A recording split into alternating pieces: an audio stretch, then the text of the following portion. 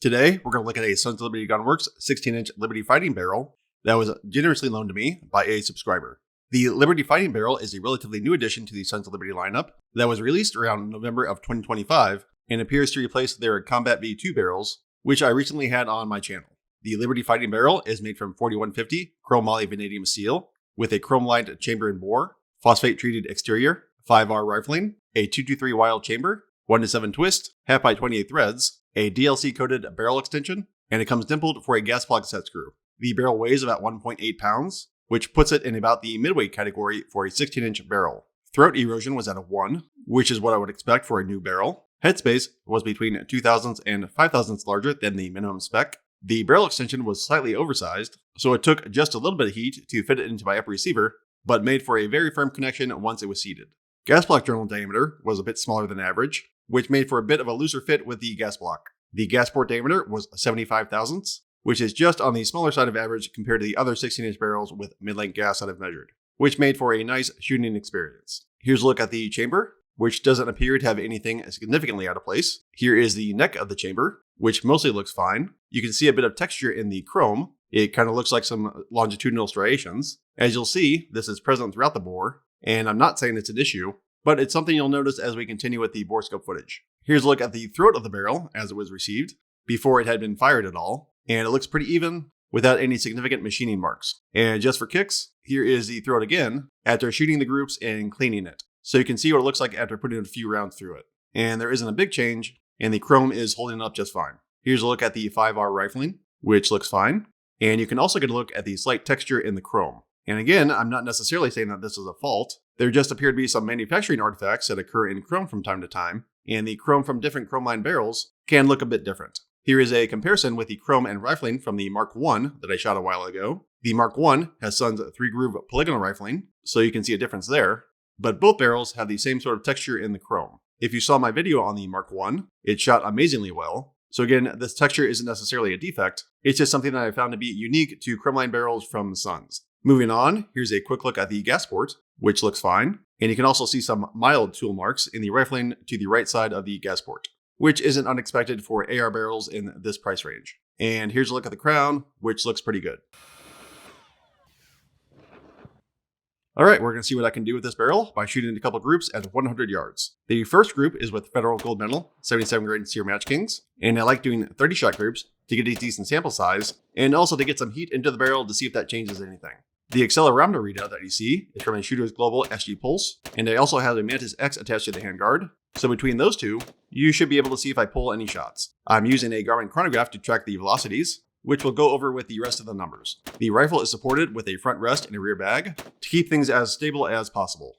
And I'm using a D&T 7-35 by 56 scope. Anyway, we will finish up and then take a closer look. The Federal Gold Medal 77 grain Sear Match Kings out of the 16-inch Liberty Fighting Barrel had an average muzzle velocity of 2,378 feet per second, with a standard deviation of 29 feet per second, and an extreme spread of 102 feet per second. The group looks a little bit odd with a gap in the middle, but nothing horribly out of place. 30-shot group size is 2.213 MOA, with an AZ score of 189 yards. The AZ score basically gives you the maximum distance, where the corrected 30-shot group size would still fit into a USPSA A-zone. If we take the 30-shot group and break it down into 3 10-shot groups, the average 10-shot group size is 2.1 MOA. Here's a side-by-side with the Federal group I shot from the Sons of Liberty 11.5-inch chrome-lined Mark I, and you can see a bit of difference in the performance. Out of the 45 groups I shot with the Federal Gold Medal 77 grain SMKs, the Sons of Liberty Gunworks 16-inch Liberty Fighting Barrel comes in a pretty low 43rd place. And to point out a few other Sons of Liberty barrels, the 11.5-inch chrome-lined Mark I is in a tie for 2nd place, the button-rifled Combat V2 barrel is in 28th place, and the Cold Hammer Forge Combat V2 barrel is in 45th place.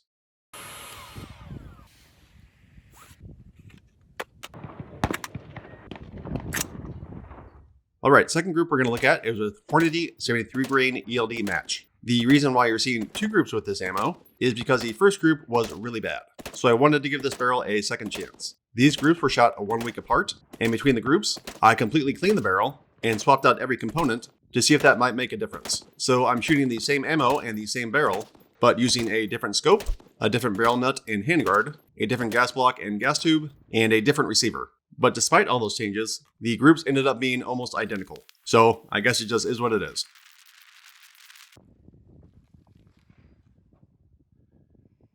The first group had an average velocity of 2,493 feet per second, with an SD of 31 and an ES of 95. The reshoot had an average velocity of 2,503, with an SD of 22 and ES of 96.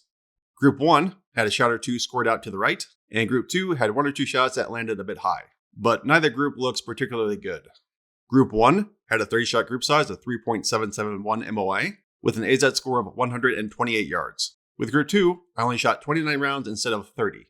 If you're a subscriber and you remember the video I did on the Mark I, I had an accidental double when I shot a group with this ammo, so I ended up shooting a total of 31 shots. And I used one of the leftover boxes from that group with this barrel. So that's why there's only 29 shots. Anyway, Group 2 had a 29-shot group size of 3.633 MOA, with an AZ score of 137 yards. Average 10-shot group size for both groups was 3.0 MOA, so both groups were pretty even.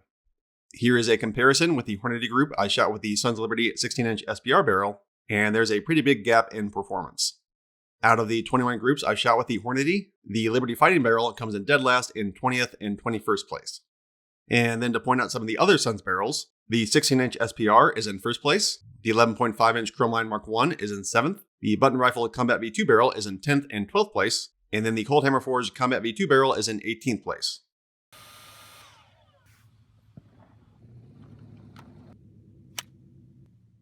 Since this is a fighting barrel, we'll see how it does with some fighting ammo. So the last group that we'll look at today is with PMC X-Tech 62 grain M855. It's always nice to see how premium ammo shoots through a barrel, but if I had to guess, I'd say that these barrels will probably shoot a lot more cheap bulk ammo like this compared to the more expensive premium ammo. But it's nice to have a comparison with a variety of different tiers of ammo. Anyway, as with all my videos, keep in mind that this is just my experience with a limited number of barrels and a limited selection of ammo.